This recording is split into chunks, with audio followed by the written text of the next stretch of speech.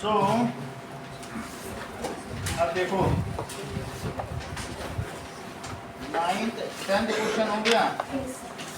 What is the work done?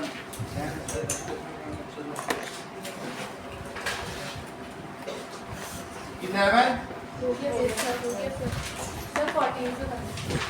14 से चलो 14th question देखिए। Electric heater is heated. देखो किसी का फोन आया, ये स्नेहा का होगा क्या? 14 एन इलेक्ट्रिक हीटर, इसकी रेटिंग दी है, how much does energy it use in 10 hours. सही है क्या? क्वेश्चन को बदल दिया। सही, हाँ। इलेक्ट्रिकल एनर्जी का क्या फार्मूला होता है? इलेक्ट्रिकल एनर्जी यूज दिया है, पावर कितनी बोलो? 1500 वॉट। और टाइम कितना है बोलो? 10 आवर्स। 10 आवर्स किलो वॉट में कन्वर्ट कर देंगे ना? हाँ कर देंगे। तो इसको किलो वॉट में कन्वर्ट करो। 1.5 किलो वॉट। 1000 से डिवाइड करो। 1.5 किलो। ऐसा करने से ये किलो वाट हो जाएगा। 1.5 kilo watt. Now Indrajeet, electrical energy use का फार्मूला क्या होता है? It is equals to power into time। 1.5 kilowatt और टाइम कितना लिया बोलो? 10 आवर्स। तो 15 kilowatt hour, that is 15 units. Ayushi समझ में आई बात?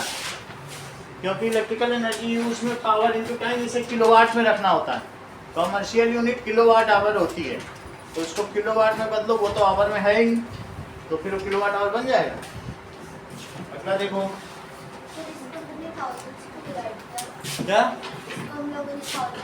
वो किलो, ये पहले वॉट में था, फिर किलोवाट में कर दिया। 1000 क्यों?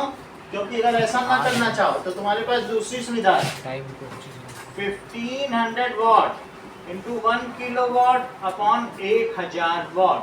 वॉट से वॉट कटा, 2 जीरो से 2 जीरो कटे, ये यूनिट फैक्टर में था। फिर यहाँ किलोवाट बच गया 1.5 किलोवाट। दोनों बात समझ में? Next is 15th question.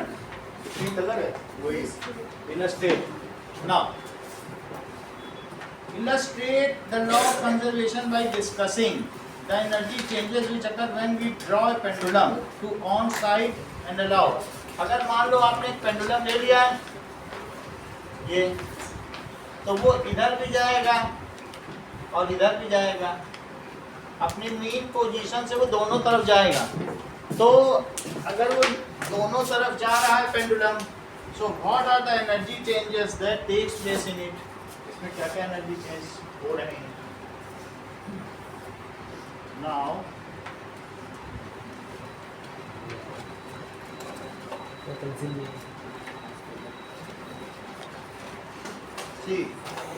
Like this is the pendulum. तो अभी ये इसकी मीन पोजीशन है, ये नीचे है। तो अगर इसको यहाँ किया जाए, यहाँ इसकी हायर पोटेंशियल एनर्जी, लेकिन ये जब जाएगा तो दूसरी तरफ इतना ही जाएगा। दोनों तरफ इक्वल जा रहा है कि नहीं? तो इसकी हाईएस्ट स्पीड कहाँ है और जीरो स्पीड कहाँ है? बीच में हाईएस्ट स्पीड है और जीरो कहाँ पे है? सबसे टॉप पे। यही है कि नहीं? जो ऊंचे आ रहा है, यहाँ सबसे ज्यादा है, क्योंकि यहाँ पोटेंशियल एनर्जी ज्यादा है। और जब सबसे लोअर पॉइंट पे पोटेंशियल एनर्जी जीरो, कहाँ गई पोटेंशियल एनर्जी? यही सबसे तेज चलेगा। सही है।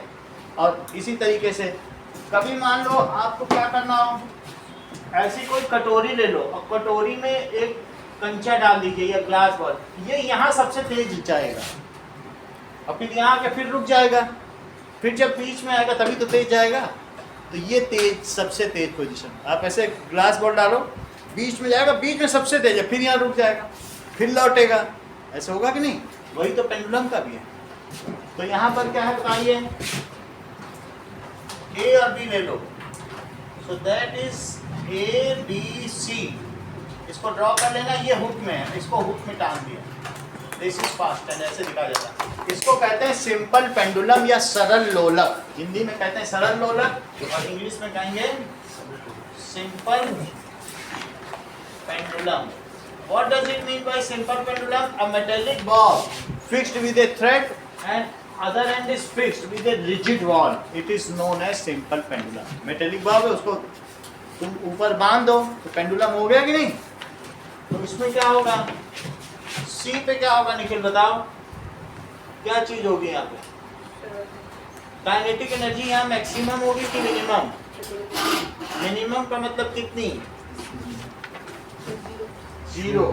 और पोटेंशियल एनर्जी मैक्सिमम और काइनेटिक एनर्जी 0।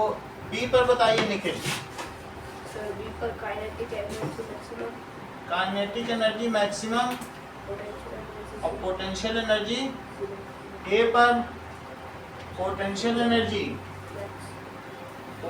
एनर्जी यहाँ मैक्सिमम है क्योंकि सबसे हाईएस्ट पॉइंट है और यहाँ कुछ काइनेटिक एनर्जी नहीं होगी। तो इससे क्या पता चलता है?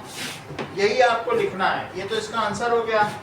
तो at A and C it's potential energy is maximum and जो बॉब है, ये सिंपल पेंडुलम का जो बॉब है, सिंपल, इस पूरे को धागे के साथ सिंपल पेंडुलम कहते हैं, जबकि इसे मेटालिक बॉब कहते हैं, इसे थ्रेड। सही है? तो थ्रेड विद बॉब, इसका नाम है सिंपल पेंडुलम।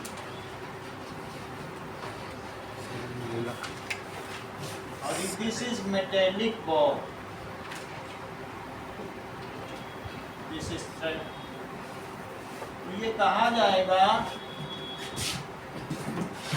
कि it is maximum and simple pendulum Bob, ये क्या होगा बताओ? कम्स एट रेस्ट मोमेंटरली, बस एक क्षण भर के लिए वो रेस्ट पे आएगा, वहां जाके रुकेगा ना, तभी तो लौटेगा। तुमको भी दौड़ते दौड़ते पलटना हो तो एक पल के लिए तो रुकना ही पड़ेगा, कि दौड़ते दौड़ते थोड़ी ना कोई कोशिश कर सकता है, नहीं रुकोगे तभी तो लौटोगे। एंड कम्स एट रेस्ट, इतना लिखने की जरूरत नहीं है। मैक्सिमम एंड काइनेटिक एनर्जी 0 और at B potential energy is minimum and kinetic energy is maximum. तो इसमें हम क्या देख रहे हैं? Here law of conservation of mechanical energy takes place. जितनी loss in potential energy is gain in kinetic energy and loss in kinetic energy is gain. अब देखो सवाल क्या पूछ रहा है, वो पढ़ें तो पता चले। व्हाट हैपेंस, ये फिर रुक क्यों जाता है? फिर मान लो तुम छोड़ के चले जाओ, 10 मिनट बाद आओ तो वो रुक जाएगा, तो ऐसा क्यों है? ऐसे हमेशा तो नहीं है कि एक बार तुम डेविएट करके डिफ्लेक्ट करके चले जाओ तो क्या पूरा दिन चलता रहेगा? बैटरी में भी, वो घड़ी में भी पेंडुलम लगा होता है तो उसमें भी सेल डालना पड़ता है, ऐसे तो नहीं चलता है। रुक क्यों जाता है? बिकॉज ये जो पेंडुलम है it is under direct forces, हवा का इसके ऊपर एक फ्रिक्शन लग रहा है कि नहीं लग रहा है? तो इसलिए इसकी जो एनर्जी है, टोटल एनर्जी जो है वो डिसिपेट होती जा रही है, so it comes to rest. अगर हवा की वजह से तो इसकी एनर्जी कम होती जाएगी ना। तो लिखो एस, चलो ये जो बॉब है इवेंचुअली कम्स टू रेस्ट। क्यों रेस्ट पर आ जाता है? एस ये pendulum is under air drag, और air drag कैसा फोर्स है? Non conservative force. So there is loss of energy taking place.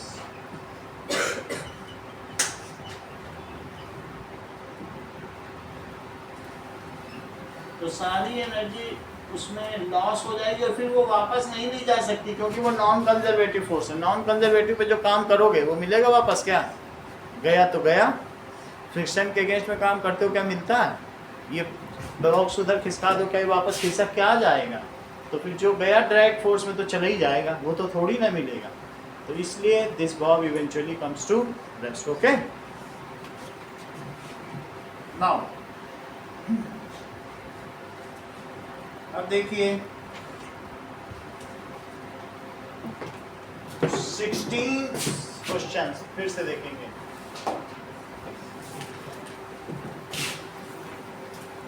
We know कि जो चेंज इन काइनेटिक एनर्जी होता है वो क्या होता है?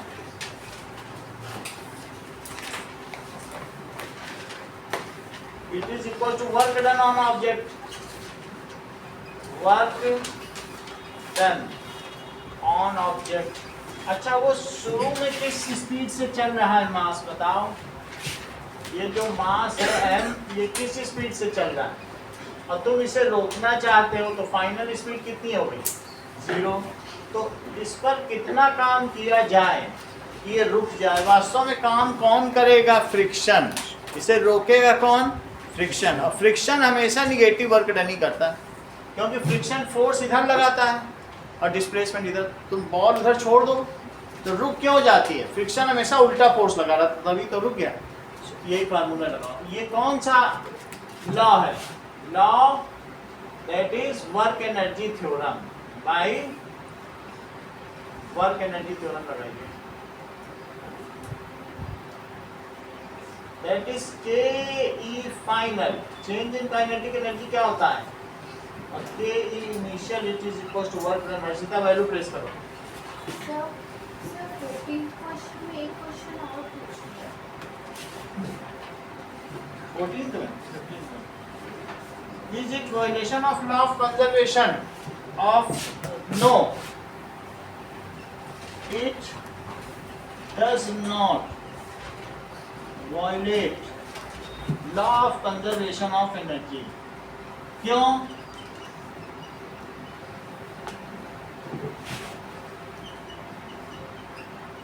ये क्यों वायलेशन नहीं है?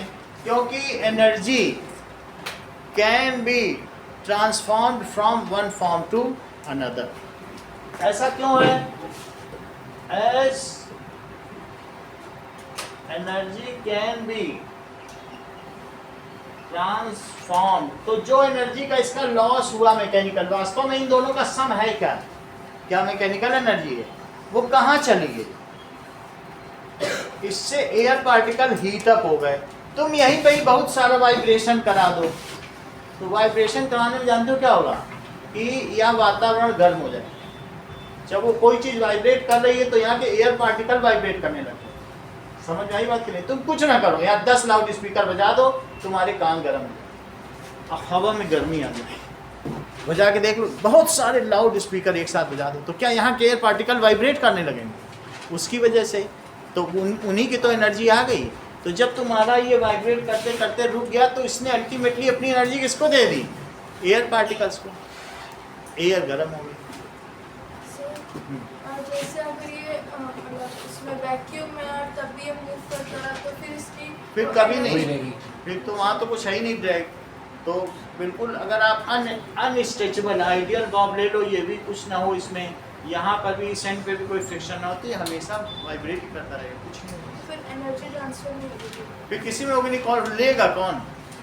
इसलिए तो यहाँ पर हो तो energy can be transform from one form to other. Real energy, mechanical energy is transferred to air particle. यहाँ पे क्या हुआ है? जो इसकी मैकेनिकल एनर्जी जानती हो इन दोनों का सम है, कि किसको ट्रांसफर हो गई? एयर को। तो क्या कुछ उल्लंघन हुआ है लॉ ऑफ कंजर्वेशन का? कोई नहीं हुआ है। एनर्जी तो ट्रांसफॉर्म हो सकती है ना। तो here mechanical energy is transferred to air particle and the air particles become hot, temperature is, ठीक है। Here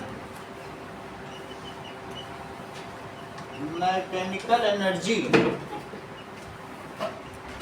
is transferred to air particle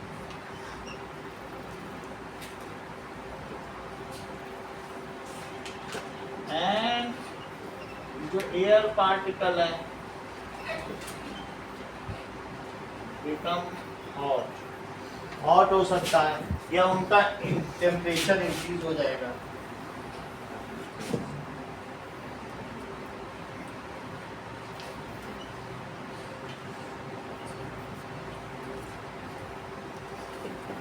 चलिए यहाँ देखो, अब हमें ये पता था, बोलो क्या लिखे हैं? हाफ फाइनल क्या है बताओ? यहाँ देखिए बताओ, m इंटू जीरो स्क्वायर, और इनिशियल कितनी थी?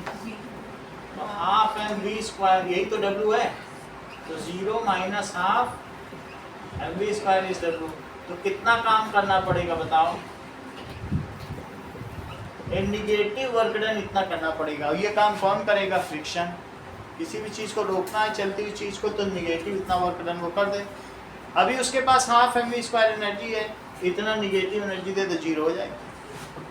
तो अब इसमें क्या कहा गया है? So how much work is to be done, यही है। Negative work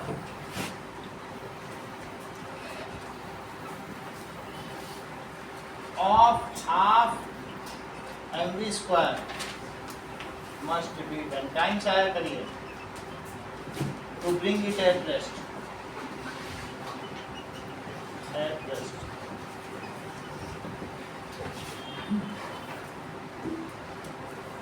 stop a car. 17th question देखो, 17th को भी वर्क एनर्जी थ्योरम से ही करेंगे। किस स्पीड से कार आ रही है और उसे रोकना चाहते हैं, तो उसको ब्रेक रोकेगा, फ्रिक्शन रोकेगा।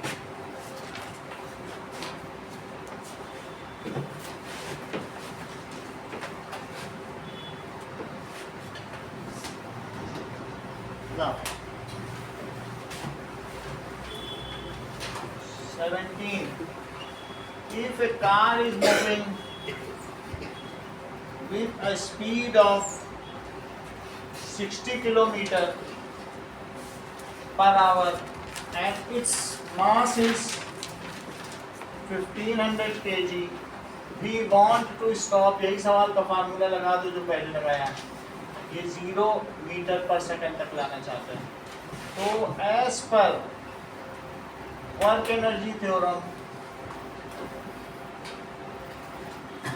W is equals to kinetic energy final minus kinetic energy initial. तो इंद्रजीत इस पे वैल्यू प्लेस करिए। पहली बात तो मैं वेलोसिटी बदल दूं। u कितना है यहाँ पे? 60 किलोमीटर पर आवर। तो इसको बदलो, 60 किलोमीटर पर आवर को क्या करोगे? Kilometre per hour. ये तो 5/18 से मल्टीप्लाई कर दो, या 1 किलोमीटर में 1000 मीटर, और 1 आवर में क्या होता है? 3600 सेकंड। तो 2 0 से 2 0 गया, 2 5 या 10, 2 1 is 2, 2 8 या 16। अब ये 6 से चला जाएगा, ये 10 हो गया और ये 3 हो गया। तो बोलो कितना आ जाएगा? 50/3 मीटर पर सेकंड। इंद्रजीत वैल्यू प्लेस करो। Half M we square, half M we square minus half M we square, पहले तो यही लिख लिया। चलो हाफ एम को मैंने कॉमन ले लिया, और ये v square minus v square. अब वैल्यू प्लेस करो। Half into 1500 kg, 50/3 meters per second। सही है रोहन, आप भी करें।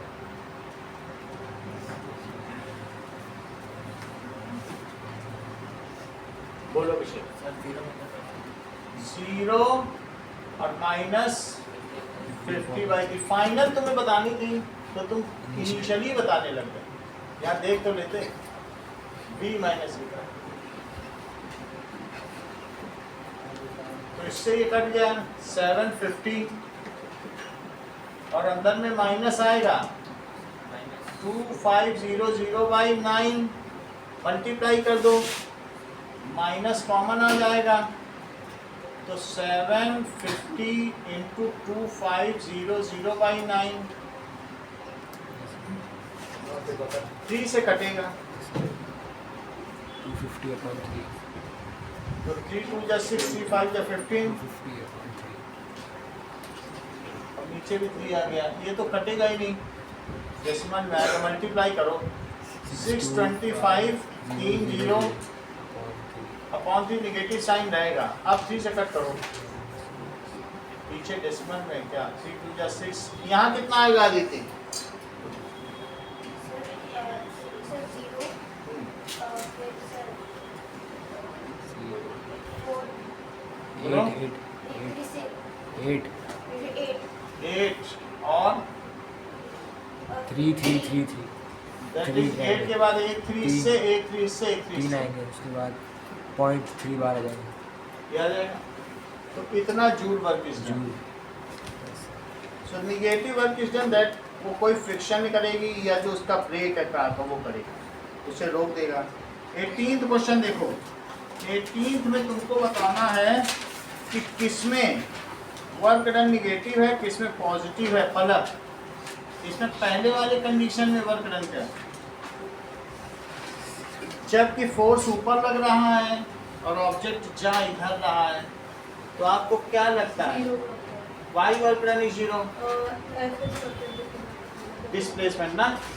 देखो that is work done is 0, work done is 0 as force is F is perpendicular to displacement, perpendicular है, perpendicular to displacement, इस वजह से 0 हो गया। अगला केस बताइए पलक। As नहीं है, चूंकि F और जो डिस्प्लेसमेंट है D, they are in same direction, so इसलिए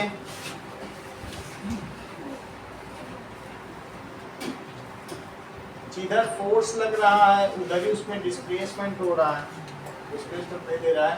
तो as force and displacement are in same direction, so work done is positive. Shreya, what about last one? Why it is so? Force जो object है वो अलग displace हो रहा है। Force अलग क्या होता है? सर मतलब opposite displace. Negative work done as applied force and displacement are in opposite direction.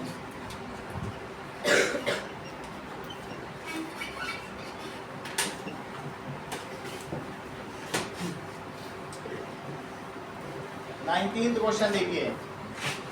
Sony says that the acceleration in any object would be 0 even when several forces are acting on it. Do you agree with Aditya कि बहुत सारे force भी लग रहे हो तो भी acceleration 0 हो सकता है? वो ऐसा कह रही है। If many forces are acting on any object, then also इधर भी फोर्स लगे, इधर भी फोर्स लगे और इधर भी लगे, तब भी इस पर कोई एक्सीलरेशन ना हो। ये चल रहा है तो चलता रहे एक ही स्पीड से, लेकिन एक्सीलरेट ना करे और बहुत सारे फोर्स इस पे करें, फोर्स कैंसिल हो जाएंगे आपस में, तो ऐसा हो सकता है। तो ऐसा हो सकता है। Yes, it is possible if the group of forces are balanced forces. तो वो आपस में एक दूसरे को कट कर देंगे, नेट फोर्स 0 हो जाएगा, एफ ही 0 हो जाएगा, तो एफ ही तो एम ए होता है, तो ए भी 0 हो जाएगा। Yes, it is possible.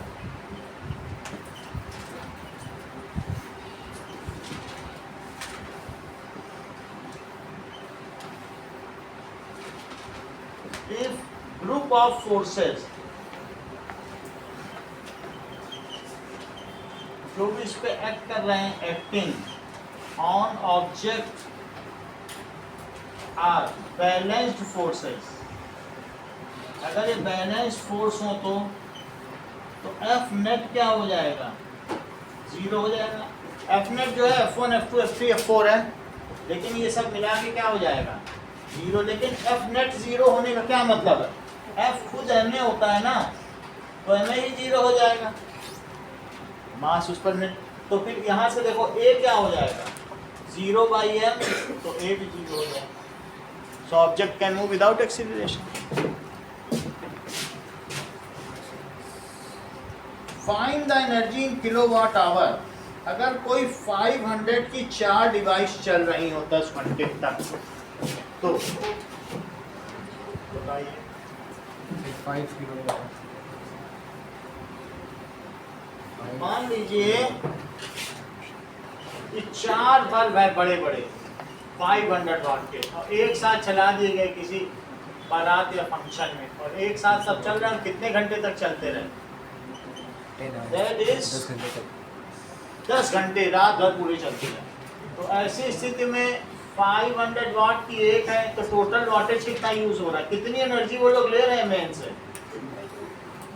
एक ही जो ले रहा है वो 500 जूल पर सेकंड, दूसरा भी 500 जूल पर सेकंड, तीसरा भी 500 जूल पर सेकंड और चौथा भी, क्योंकि जो वाट है वाट तो जूल पर सेकंड होता है, तो उतने जूल तो चारों मिलके कितने जूल एनर्जी ले रहे हैं? 2000 ले रहे हैं कि नहीं?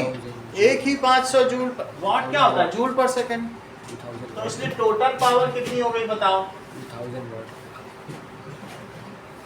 Total power it is equals to 500 watt into 4, that is 2000 watt, 2000 watt। Kilowatt लेकिन हम इसे किलोवाट में माने या बदलें, कैसे बदलें?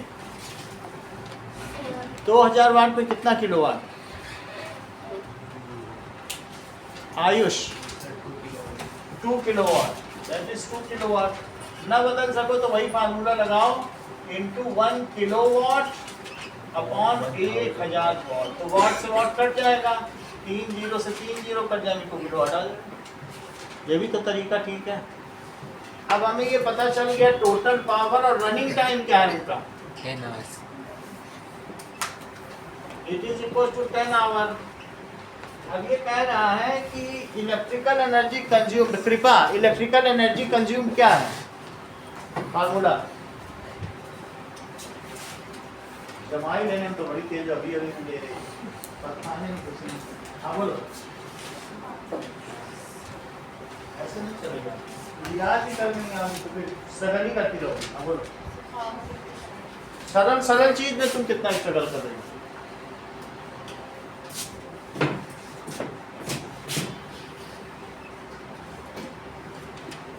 That is electrical energy consumed, it is power into time।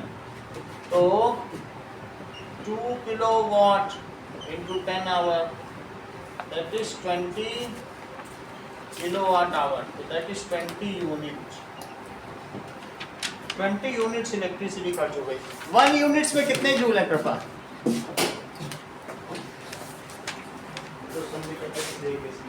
बोलो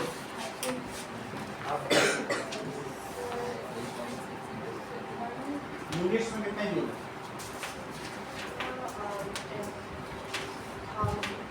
अच्छा बता दीजिए, काफी अच्छा, वो सब ठीक है। मान्या बहुत अच्छा। मयंक हाँ बोलो, ये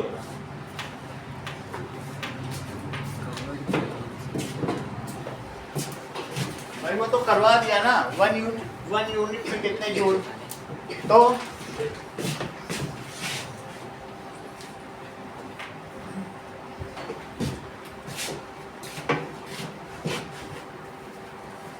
इस संडे को टेस्ट में दिया था कि 1 यूनिट्स में कितने joule? So 1 units it is equal to how much joule? तो 1 किलोवाट आवर, 1 यूनिट तो 1 किलोवाट आवर होता है। 1 किलोवाट आवर लिखो, 1 किलोवाट इंटू 1 आवर। 1 किलोवाट में 1000 वाट और 1 आवर में 3600 सेकेंड। तो 36 2 जीरो और 3 जीरो। पहले इसको ऐसे लिख लो, वाट को जूल पर सेकेंड, और उसे क्या लिखो 3600 सेकेंड। सेकेंड से सेकेंड कट गया तो 36000000 joule, 3.6 into 10 to the power 6।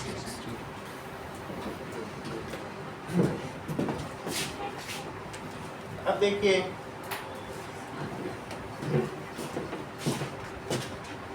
a freely falling object eventually stops on reaching the ground, what happens to its kinetic energy? जब कोई चीज मुक्त अवस्था में गिर रही है यहाँ आने के बाद तो वो रुक गई, यहीं पड़ी रह गई, कहाँ गई इसकी एनर्जी? सो इट्स काइंड, अब ये गिरी रही है, तो गिरते समय it hits the ground and its kinetic energy changes into sound energy and heat energy. When object hits the ground,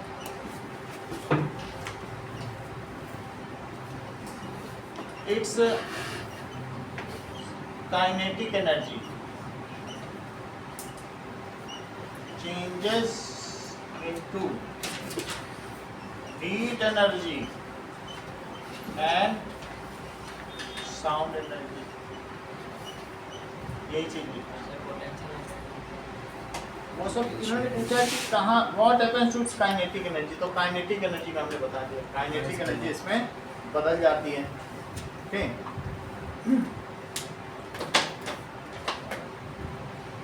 एक 14th क्वेश्चन कर रहे हैं,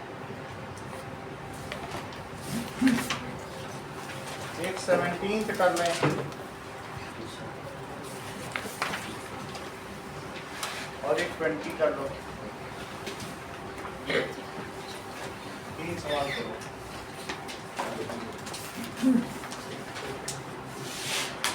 और एक ये भी करो, convert 1 unit kilowatt hour into joule. जो 1 किलोवाट आवर है वही 1 यूनिट है।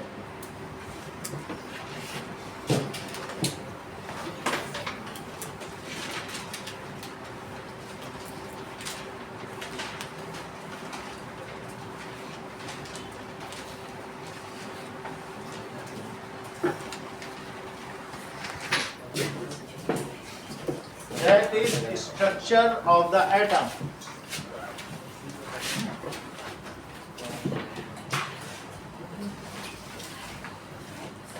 Why the structure of atom is needed?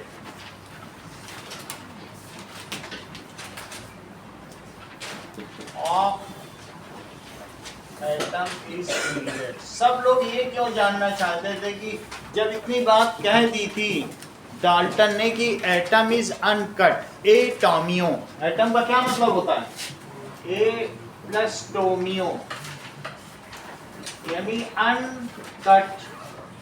उन्होंने बोल दिया atom can not be divided further, ये तो बोल दिया था ना, atom can not be divided further, उसे काटा नहीं जा सकता, वो स्मॉलेस्ट पार्टिकल है। तो हमें उसके अंदर जानने की क्या जरूरत पड़ गई? सारे साइंटिस्ट इस खोजबीन में क्यों लग गए कि उसके अंदर क्यों है? क्योंकि अगर हमें स्ट्रक्चर पता चल जाए, so it is needed to know that why different atoms have different property. Copper के एटम से मिलके बनने वाला एलिमेंट इतना चमकदार ब्राउनी क्यों होता है? गोल्ड से मिलके बनने वाला कोई अलग तरीके का क्यों होता है? कार्बन जल कैसे जाता है? अलग अलग एटम से मिलके बनते हैं ना एलिमेंट, तो उनकी प्रॉपर्टी अलग अलग होती है। तो हम इसलिए जानना चाहते थे एटम के बारे में, जिससे हमें ये पता चल जाए कि डिफरेंट एलिमेंट्स, ये अलग अलग एटम का ग्रुप है जो एलिमेंट है, उनकी प्रॉपर्टी अलग अलग होती है। बहुत सारे एलिमेंट तो तुम जानते हो, लोहा, तांबा, जस्ता, सोना, चांदी, बहुत सारे जानते भी हो, नाइट्रोजन, हाइड्रोजन, ऑक्सीजन, क्लोरीन, ये सब तो जानते हो। तो क्यों अलग अलग एटम से बनने वाले एलिमेंट्स की प्रॉपर्टी अलग अलग है? इसलिए हमको स्ट्रक्चर ऑफ एटम जानना था। So why, क्यों ये नीडेड था? To know why different elements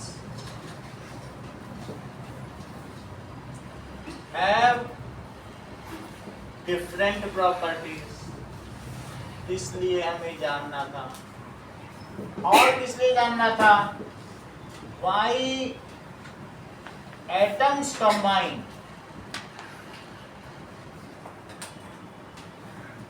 in fixed ratio, उनका एक फिक्स्ड रेशो है, वो H2O ही बनाते हैं, H3O नहीं बनाते, CO2 बनाते हैं, CO4 नहीं बनाते। तो क्यों नहीं बनाते? ऐसा वो क्यों कर रहे हैं?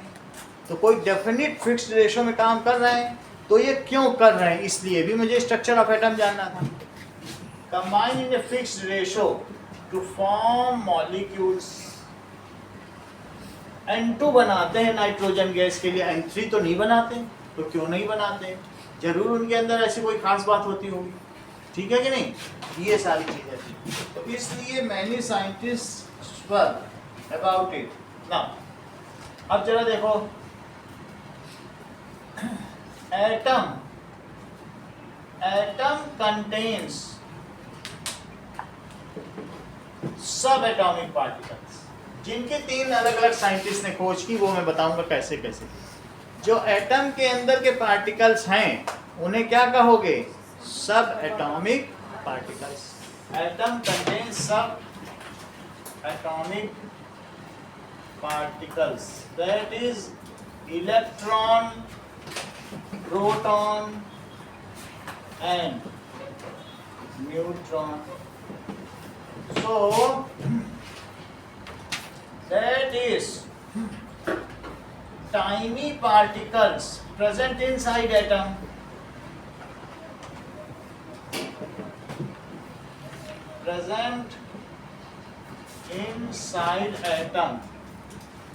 are called सब atomic particles। और ये क्या क्या है? These are electron, proton and neutron।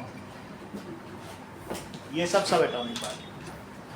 किसी भी एटम के बारे में तुम लोग जानते हो कि उसके सेंटर में प्रोटॉन रहता है और क्या रहता है, और चारों तरफ कौन घूमता है?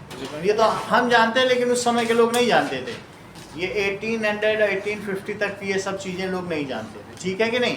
डाल्टन ने जो अपनी थ्योरी दी है वो कब दी है? 1600 में दी है। तो दैट इज डाल्टन की थ्योरी के बाद वही चलती रही 2 समय तक, और उन्हीं का दबदबा था। सो इसलिए 1800 में ना, 1808 में दी है। तो उसके बाद से 50-60 सालों तक ऐसे ही चलता रहा डाल्टन की एटॉमिक थ्योरी, कोई जानता ही नहीं था। फिर एक बार माइकल फैराडे ने क्या किया, ये तो तुमको पता चल गया ना। ये सब एटॉमिक पार्टिकल है जो एटम के अंदर रहे प्रद्युम्न, उन्हें क्या कहोगे? सब एटॉमिक पार्टिकल्स। इनका पता कैसे चला? डाल्टन तो कहते थे एटम कट नहीं किया जा सकता, फिर पता कैसे चला? इसके लिए माइकल फैराडे ने क्या किया?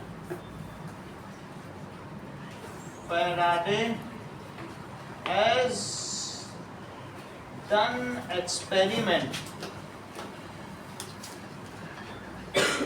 on charged particles।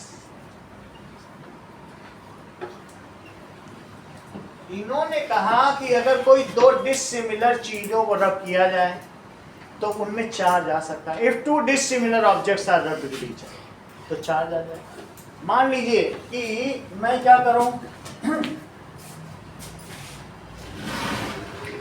इसमें ये एक इलेक्ट्रोस्कोप है।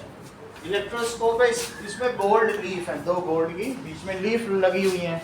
अब ये हमारे पास एक पेन है, तो मैं क्या कर रहा हूँ, इनके बाल में देखो तेल नहीं है, तो मैं क्या कर रहा हूँ, 2 डिसिमिलर ऑब्जेक्ट्स हो। इस पेन को, ये पेन है पीवीसी का बना है, पॉलीविनाइल क्लोराइड, और ये बाल अलग है, तो इसको मैंने घिस दिया, इसमें इलेक्ट्रॉन आ गए। क्या आ गए? अच्छा, जब इलेक्ट्रॉन आ गए, इसके बीच में 2 लीफ है, तो तुम देखो जब इसको इस पे किया तो ये फैल गया कि नहीं? वो इलेक्ट्रॉन इसके अंदर चले गए, फिर इसमें चले गए, तो वो उन दोनों ने रिपेल किया। तो माइकल फैराडे ने कहा कि इनके एटम में से कुछ चीज इसके एटम में आ गई। एटम पूरा का पूरा ऐसा नहीं कि अनकट नहीं, कुछ ना कुछ ट्रांसफर होता। जैसे तुमको ये बात मालूम है, मेटल इलेक्ट्रॉन देते हैं और नॉन मेटल लेते हैं, तो फैराडे ने पकड़ लिया। जबकि 7वीं तक ही पढ़े थे और रद्दी की दुकान में बुक बाइंडिंग करते थे, वहाँ जो बुक आती थी, कोई बुक लाता था बाइंडिंग करने के लिए, तो रात रात पढ़ते रहते थे कि सुबह चली जाए। तो और लेकिन इतने वर्सेटाइल है, फिजिक्स में भी अपने लॉ दिए, केमिस्ट्री में भी अपने लॉ दिए, तो वो बहुत वर्सेटाइल है, जीनियस। तो उन्होंने ये बात एक्सपेरिमेंट में देखी कि अगर मान लीजिए, ये देखो गोल्ड लीफ एक्सपेरिमेंट है, तो अगर मैं इनसे इलेक्ट्रॉन ले रहा हूँ, डिसिमिलर है, अब इसमें इलेक्ट्रॉन लेके मैं इसको जैसे ही टच करूँगा तो अलग होगा कि नहीं? वो इलेक्ट्रॉन यहाँ भी गए, यहाँ भी गए।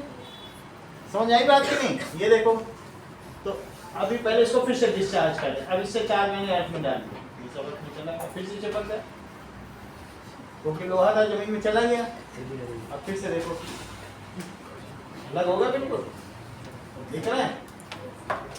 तो इससे क्या पता चला? अलग हो गए। तो इसका इलेक्ट्रॉन इसमें जाता है और फिर अलग अलग इलेक्ट्रॉन और इलेक्ट्रॉन रिपेल करते, ये बात तुमको पता है? ये देखो, अलग अलग हो रही नहीं, हो रही नहीं। इससे क्या पता चलता है? दैट इज हो रहा है। थोड़ा तो इसमें चार्ज है, मैं बिल्कुल डिस्चार्ज कर दूं, इसके लेके इसको टेस्ट कर दिया तो बिल्कुल डिस्चार्ज हो जाएगा। टेस्ट हो गया, इनकी का बात है। ये देखो, ये देखो हो गया। इसको कहते हैं इलेक्ट्रोस्कोपी। चार्ज को जो मीजर करते हैं उसे इलेक्ट्रोस्कोपी। ये देखो, अलग अलग हो रहा है। जितना तुम्हारा भी सही तेल नहीं लगा ना, लगा? ये देखो, ये अलग अलग हो रहा है ना। ये देखो, अब देखो, अब देखिए, ये अलग हो गया। ये देखो, अब ये से, तो यही इलेक्ट्रॉन मैंने उनके बाद से लिया। When two dissimilar materials are rubbed with each other, something is transferred from one to other. तो वो बोलने लगे कि डाल्टन ने ये कैसे कह दिया, उससे इसमें ट्रांसफर हो गया इलेक्ट्रॉन उनके बाद से, और वही इलेक्ट्रॉन इसके अंदर, ये सब मेटल ही तो है। इस गोल्ड तक भी गया, वो गोल्ड में जब इलेक्ट्रॉन गया तो क्या वो रिपेल किए? ये कि नहीं किए? ठीक है, अलग अलग हो रहा है। ठीक है, दिस इज इलेक्ट्रोस्कोप। तो फैराडे ने क्या पकड़ा बताओ? इन्होंने ये बात पकड़ी कि देखो, when two dissimilar objects are rubbed with each other. कभी कभी तुम लोगों ने अपने ड्राई हेयर में ऐसे स्केल भी लगाया होगा, पेपर को अटैच किया होगा, तो वो चार्ज पार्टिकल का। कभी दो बैलून है, बैलून को ऐसे ऐसे लगा के यहाँ लगा दिया होगा तो चिपक गया होगा, ऐसा भी होता है। तो ये सब चार्ज पार्टिकल के एक्सपेरिमेंट है। When two dissimilar objects are rubbed with each other, तो क्या होगा बोलो? Then that is one get। एक कैसा होगा? वो देखो, जिसने इलेक्ट्रॉन दिया वो पॉजिटिवली चार्ज हो जाएगा, उसके इलेक्ट्रॉन तो चलेगा ना। और जिसने लिया, पहले दोनों न्यूट्रल थे, एक ने इलेक्ट्रॉन खो दिया तो प्रोटॉन प्रोटॉन बचे। अगर एक खो दे, ये अपना इलेक्ट्रॉन खो दे तो प्रोटॉन नहीं बचेंगे, और दूसरा एक एक्स्ट्रा इलेक्ट्रॉन ले ले तो वो निगेटिव हो जाएगा। So one of them get positively charge. ये अगर निगेटिव हुआ तो इनका जो है वो पॉजिटिव चार्ज हो गया। सो उन्होंने इलेक्ट्रॉन खो दिया। तो then one get positively charge and other gate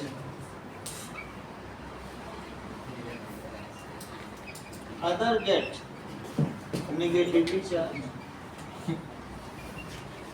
इतनी बात समझ में आ गई? ठीक है, अब आगे की बात देखें। तो इनको तो ये पता चल गया कि चीजें चार्ज हो जाती हैं। अभी इनको पॉजिटिव चार्ज का तो नहीं पता था, लेकिन इनके हाथ में जो पेन था, ये जो चीज देखी वो तो निगेटिव हो गई। इन्होंने निगेटिव चार्ज का पता लगाया। जब भी आपसे पूछा जाएगा कि आगे थॉमसन ने, मेनली इन्होंने तो एक्सपेरिमेंट किया, एक्सपेरिमेंट करके छोड़ दिया, इन्हीं के काम को जे थॉमसन ने आगे बढ़ाया और उन्होंने इलेक्ट्रॉन की खोज की। इलेक्ट्रॉन की खोज की, जरा देखो, दैट इज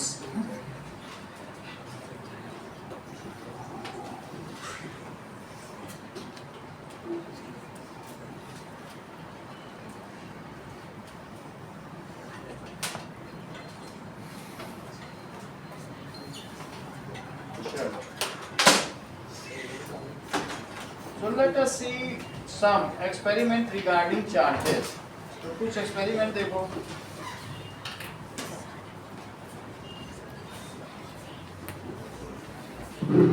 ये देखो, ये भी तुमने देखा कि two dissimilar bodies are rubbed with each other, तो वो क्या हो जाएंगी?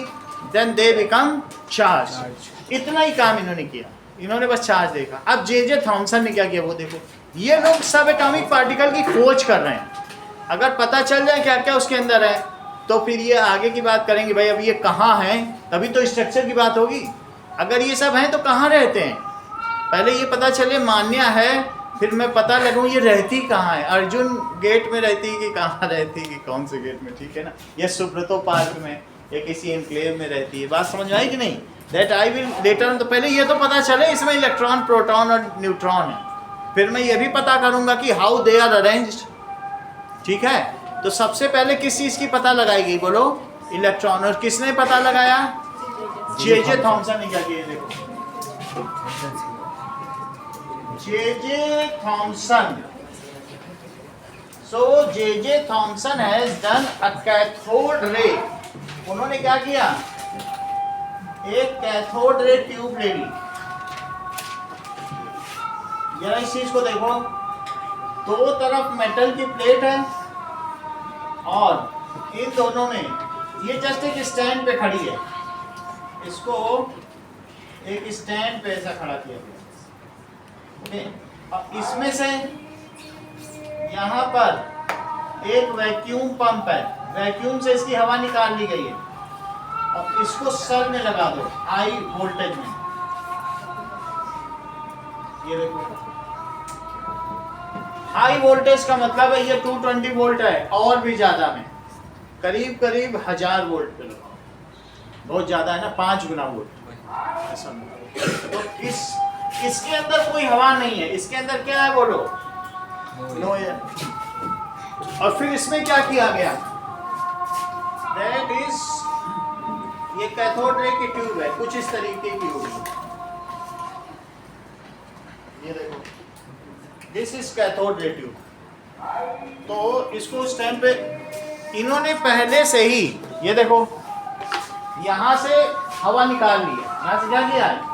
हवा निकाल ली है। और यहाँ देखो, एक ये मेटल प्लेट है, एक ये इधर वायर लगा, ये इधर वायर लगा। तो इस ट्यूब को क्या कहेंगे? How it looks like cathode ray tube. सबके घर में कैथोड रे ट्यूब है, लेकिन वो ये जो ट्यूब लाइट है ना, जो पुरानी वाली आती थी, आजकल तो एलईडी आ रही है, अदरवाइज पुरानी वाली ट्यूब लाइट आती थी कि नहीं, तो उसमें बीच में वैक्यूम है, इसके ऊपर में फास्फोरस की वाइट पेंटिंग है। अदरवाइज वो हट जाए तो बीच में वैक्यूम और दोनों तरफ दो मेटल प्लेट है, जो कि एंड लग जाता है। वही तो कर रहा है ना। अब हम देखें इन्होंने देखा क्या। सबसे पहले ये समझो डेफिनीशन, कैथोड रे ट्यूब की डेफिनीशन क्या होती है। देखो सारी बात देखो। जे थॉमसन हैज डन, क्या किया बताइए?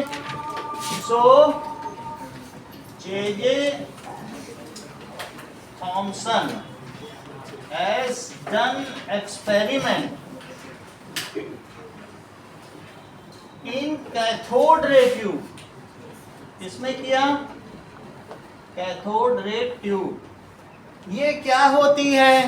Cathode ray tube is a glass tube. ये कैसी ट्यूब है? It is glass tube having, ये देखो, ये ग्लास की ट्यूब है, ये ग्लास ट्यूब है। Having no air inside it, हवा सारी निकाल ली गई है। Having no air inside it. अच्छा, इसमें दो मेटल के प्लेट्स होती होंगी at two ends. It has to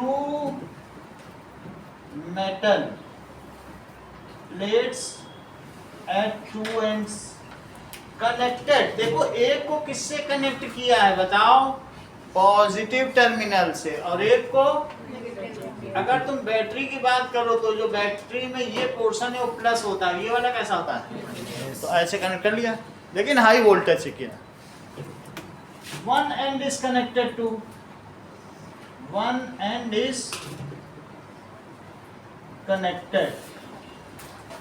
positive terminal and other, और दूसरा कैसा होगा, टू नेगेटिव टर्मिनल। एक को पॉजिटिव टर्मिनल से कनेक्ट किया, को नेगेटिव टर्मिनल। इन्होंने ये देखा, देखिए ऐसा करने के बाद जब इन्होंने इसमें सप्लाई दी तो क्या देखा, पॉजिटिव टर्मिनल को पॉजिटिव टर्मिनल से कनेक्ट किया, एक एंड को पॉजिटिव टर्मिनल से कर दिया और एक एंड को किससे कर दिया, ये माइनस है, बस उसी बैटरी को एक इसमें से तार निकाला, इधर जोड़ दिया, दो तार निकले ही हैं इसमें से। ये देखो बाहर में तार है, ये लूप लगा हुआ है, इसी में तार जोड़ना है भाई, इसमें हमें तार जोड़ना है। तार जोड़ेंगे, हमको हाई वोल्टेज चाहिए, 220 से थोड़ा ज़्यादा चाहिए, बस ये 220 है तब हो जाएगा। मैं आपको वीडियो में सब दिखा दूंगा। हाँ यही चीज़, बस थोड़ी वोल्टेज की समस्या। अब देखो तो अब इसके बाद क्या होगा बताइए, जब इन्होंने दोनों तरफ जोड़ दिया, तुमको मालूम है कि अगर मैं कहूँ H प्लस और एक कहूँ, जो H प्लस है शानवी वो किधर जाएगा बोलो, क्या ये कैटायन है, कैटायन है, जिधर कैटायन जाए उसे कैथोड कहना, तो ये कैथोड। और एनायन देखो, अगर मैं कोई चीज यहाँ माइनस में ले लूँ, H माइनस ले लूँ, तो वो किधर जाएगा बताओ, पॉजिटिव। तो जिधर एनायन जाए उसे क्या कहोगे, तो ये एनोड हुआ। कैटायन इधर जा रहा है, जैसे गुप्ता जहाँ जाए उनको गुप्ताज हाउस कहो, और जहाँ चालुक्या जाए उन्हें चालुक्याज हाउस। देखो गुप्ता वहाँ जा रहा है, दैट इज गुप्ताज हाउस। तो जहाँ कैटायन जाए उसे कैथोड, जहाँ एनायन जाए। सो व्हाट इज एनोड और व्हाट इज कैथोड, ये देखो, ये और ये क्या है, द टर्मिनल। इन दोनों की डेफिनेशन देखो, what is anode, the terminal of cathode ray tube. ये कैथोड रे ट्यूब है, कैथोड रे ट्यूब, एट विच, जहां क्या जाता होगा पलक, एनोड क्या होगा, वहां कौन जाएगा, एट विच एनायन गोज। एनायन का मतलब है निगेटिव चार्ज, सही है। देखो ये निगेटिव था कि नहीं। और बोलो कैथोड क्या होता है, द टर्मिनल, ठीक है, of cathode ray tube of, ये तो कैथोड रे इसका ट्यूब का नाम है, क्यों नाम है वो मैं बताऊंगा। जहां पे कौन जाए बोलो, एट विच, जहां कैटायन जाए। ये इन जनरल भी ट्रू है, सही है। तो इसे हमने क्या लिख दिया, कैथोड। हुआ क्या, जब इन्होंने एक्सपेरिमेंट किया, जब एक्सपेरिमेंट किया और इसको इन्होंने लगाया इन दोनों टर्मिनल्स को, तो जे थॉमसन ने देखा क्या, ये तो वैक्यूम है, जैसे हमारे में वैक्यूम पंप है, तो जे थॉमसन ने देखा ये 2 वैक्यूम पंप, इसमें से हवा निकाल ली गई है, कि इसमें से एक निगेटिव टर्मिनल में से क्या निकला बोलो, एक बीम निकली, नीली हरी रंग की, ब्लू ग्रीन कलर की बीम निकली। अब वो किसकी बीम निकलेगी, अगर बोलो निगेटिव से निकलेगी तो किसकी बीम निकलेगी, इलेक्ट्रॉनों की। निगेटिव से क्या बाहर निकलेंगे, अब वो जो बीम निकली वो तेजी से बोलो कहाँ बढ़ेगी, भाई ये भी तो एनायन है, तो क्या ये एनोड में नहीं जाएंगे, तो ये इधर बढ़े और यहाँ जाके बोलो क्या हुए, डिस्चार्ज हो गए। अगर माइनस चीज प्लस से मिल जाए तो क्या होती है बताइए, दैट जाना है।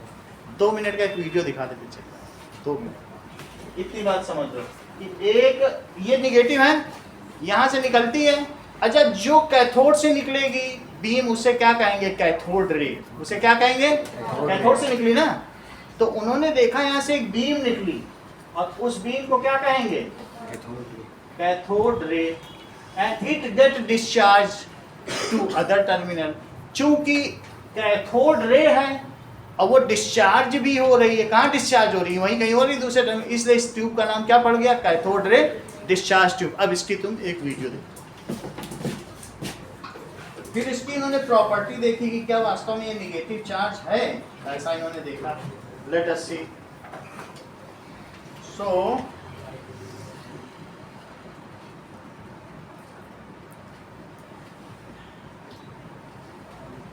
Cathode ray discharge tube, plus रख दिया माइनस, दो प्लेट रख दी, प्लस माइनस रखोगे प्रद्युम्न तो बोलो प्लस की तरफ जाएगी कि माइनस की तरफ।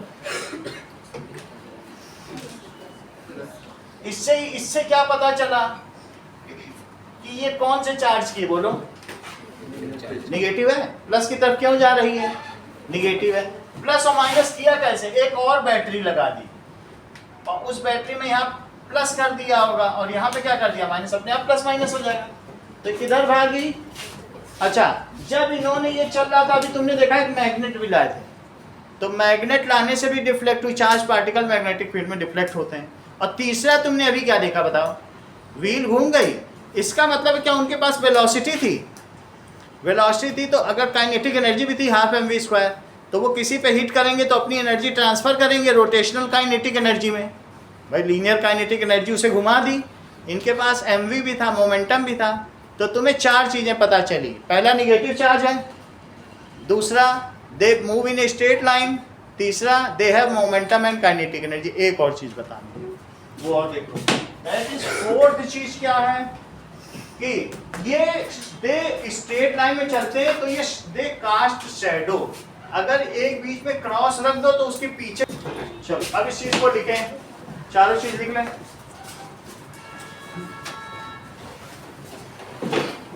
Why it is called cathode ray discharge tube?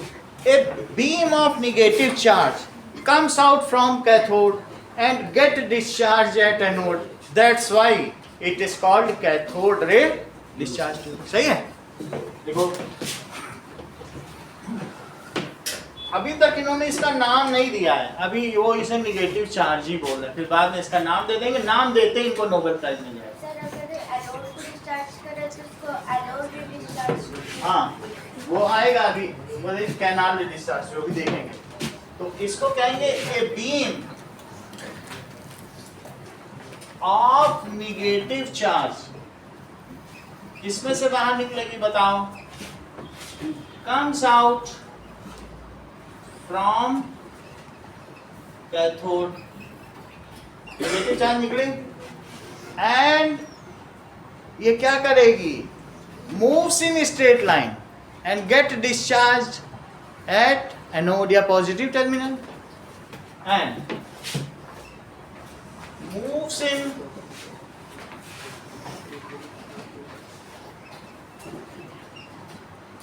straight line and get discharged at positive terminal, वहां डिस्चार्ज हो जाएगी। So the tube is called, इसलिए ट्यूब को क्या कहेंगे, is called cathode ray discharge tube.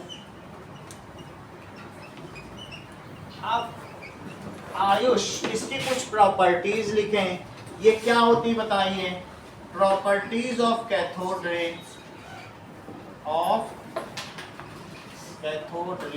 ये इलेक्ट्रॉन के डिस्कवरी की कहानी है।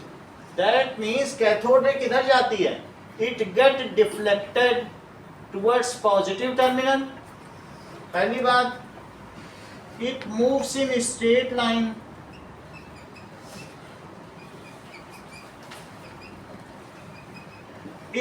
It is a beam of, एक ऐसी बीम है निगेटिव चार्ज पार्टिकल्स।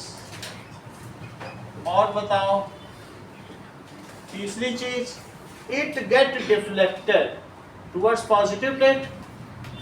तो इससे क्या पता चलता है,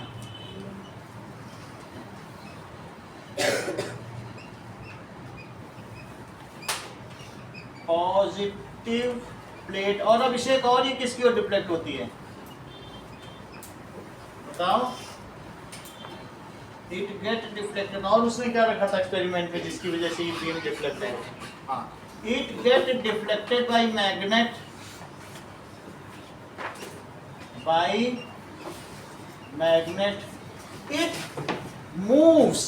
ये क्या है? A light wheel kept in its path. अगर हल्की सी व्हील थर्माकोल के रख दो तो क्या उसे घुमा देगी?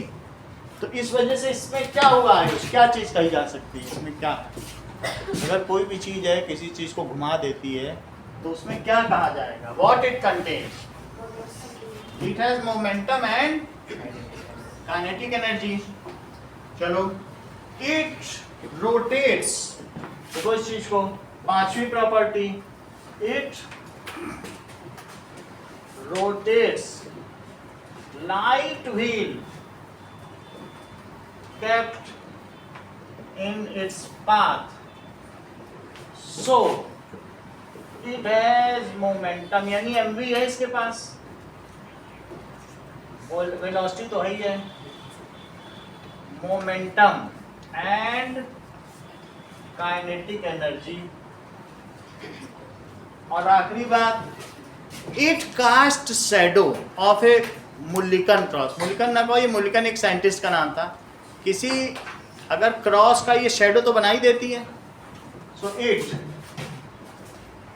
Castes a shadow of some cross kept in its path. ये सारी बताती हैं इसके नेचर के बारे में कि एक निगेटिव चार्ज, सही है। अब इसके आगे की खोज की कुछ थोड़ी सी और कहानी वो अगली क्लास में देखी जाएगी।